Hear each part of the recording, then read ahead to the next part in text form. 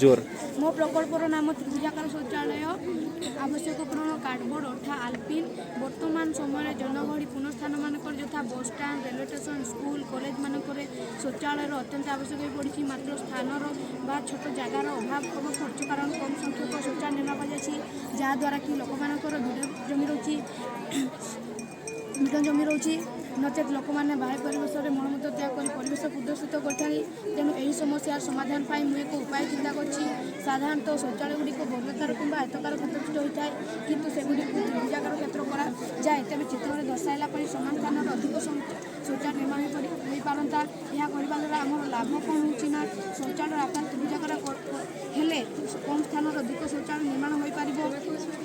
এবং বায়ু পরিবেশর মলমূত্র ত্যাগ জনিত সমস্যাকে রোকাযাই जो जनसंख्यार अधिक और लागुचा भिड़ कम जापर शौचालय आकार कम व्यवहार हो और खर्च कम अग्रगति करुच्छे वजन वृद्धि घटुची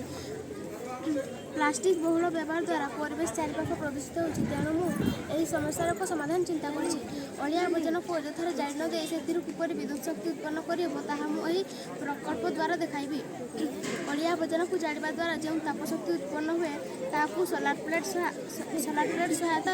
रूपांतरित कर विद्युत लाइट को जलाई पारुछि यह कले आमर